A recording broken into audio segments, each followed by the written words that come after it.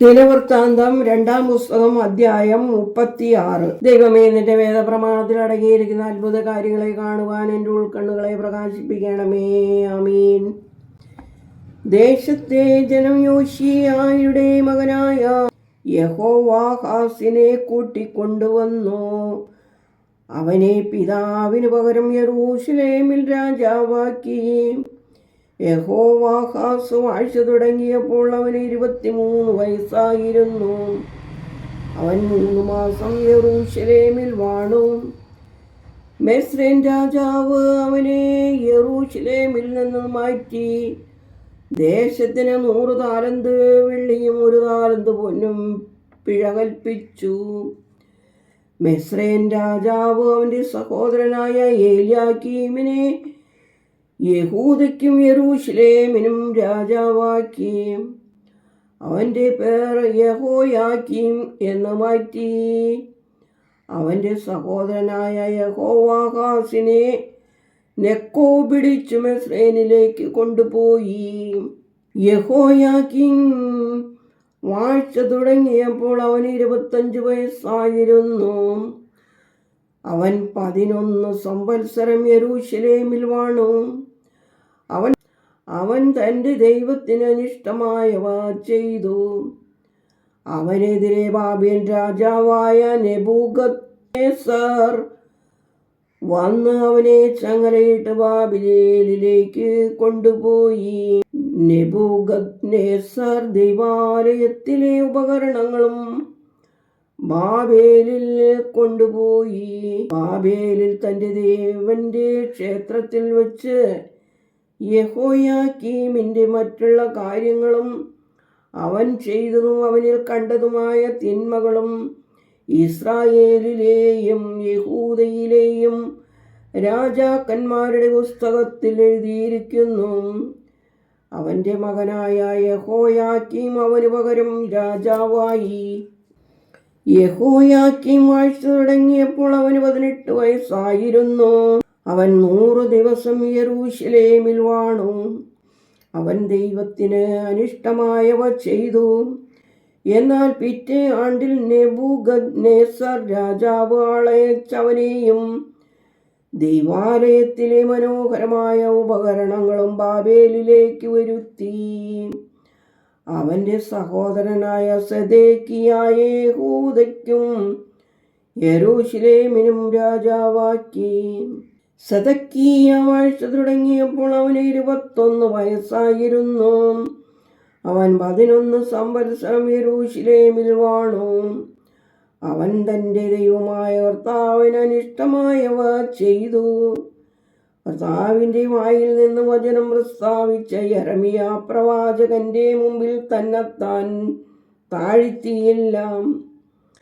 അവനെ കൊണ്ട് ദൈവനാമത്തിൽ സത്യം ചെയ്യിച്ചിരുന്ന നെബൂഖദ്നേസർ രാജാവിനോട് അവൻ മത്സരിച്ചു എതിർക്കുകയും ഇസ്രായേലിൻ്റെ ദൈവമായ കർത്താവിലേക്ക് തിരിയാതെ തൻ്റെ ഹൃദയം കഠിനമാക്കുകയും ചെയ്തു.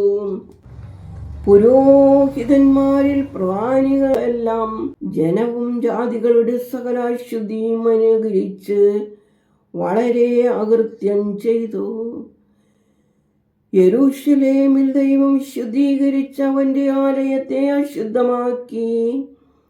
അവരുടെ പിതാക്കന്മാരുടെ ദൈവമായ കർത്താവിന് തൻ്റെ ജനത്തോടും തൻ്റെ ആടുകളോടും സഹതാപം തോന്നി. അവൻ കരുതലോടെ തൻ്റെ ദൂതന്മാരെ അവരുടെ അടുക്കലയച്ചു. അവരോ ദൈവത്തിൻ്റെ ദൂതന്മാരെ പരിഹസിച്ചു. അവൻ്റെ വാക്കുകളെ നിരസിച്ചു. പോംവഴിയില്ലാതാകും വണ്ണം ദൈവകോപം തൻ്റെ ജനത്തിന് നേരെ ഉജ്ജ്വലിക്കുന്നതുവരെ അവൻ്റെ ദൂതന്മാരെ നിന്ദിച്ചു. അവൻ കൽദായ രാജാവിനെ അവർക്കെതിരെ അയച്ചു. അവരുടെ വിശുദ്ധ സ്ഥലത്ത് വച്ച് അവൻ അവരുടെ യുവവീരന്മാരെ വാളിനിരയാക്കി. യുവാക്കളോടോ കന്യകമാരോടോ വൃദ്ധന്മാരോടോ മുല കുടിക്കുന്ന കുഞ്ഞുങ്ങളോട് പോലുമോ അവൻ കരുണ കാണിച്ചില്ല. ദൈവം എല്ലാവരെയും അവൻ്റെ കൈകളിൽ ഏൽപ്പിച്ചു.